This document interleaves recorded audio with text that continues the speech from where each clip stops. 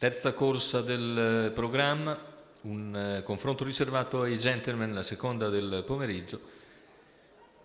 Non corre Zeus Mark, sono 9 dietro l'autostart, 1 Zingaro Ross, 2 Ulisse 3B, 3 Trivet Cash, 4 Azzurra Gad, 5 Arcana of Nando, 6 Venusia Jet. Seconda linea 7 Upper FKS, 8 Z Krill, 9 Unique Rec. Proprio Unique Rec, la più appoggiata, numero 9 Leonardo Vastano in sediolo. Ulisse 3B, l'alternativa principale.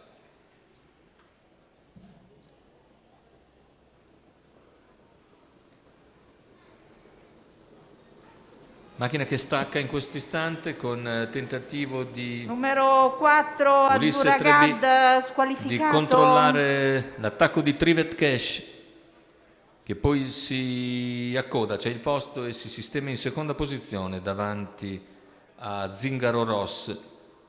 Percorsi esterni, Unique Rec si trascina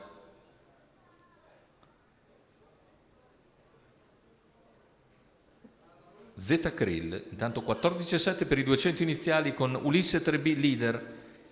Unique Rec risale rapidamente al suo esterno dopo 400 metri in 33 e va sul battistrada. I due in pariglia seguiti da Trivet Cash e il resto dei concorrenti che perdono terreno al lungo dei primi due, una frazione in 15, 45 tra i primi 600 e insiste al largo Unique Rec che a questo punto sfonda dopo 800 metri completati in 59,4, ma c'è un 14,1 davanti alle tribune.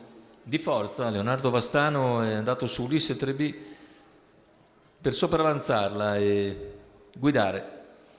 All'altezza del chilometro in 1,14,4 prende 2 lunghezze di margine Unique Rec su Ulisse 3B, in terza posizione Trivet Cash ma in difficoltà, mentre Unique Rec incrementa il proprio vantaggio a 400 dalla conclusione. Sono 3 le lunghezze di margine su Ulisse 3B che si mantiene in seconda posizione, cerca di avanzare intanto Upper FKS perché anche Ulisse 3B è un po' in difficoltà.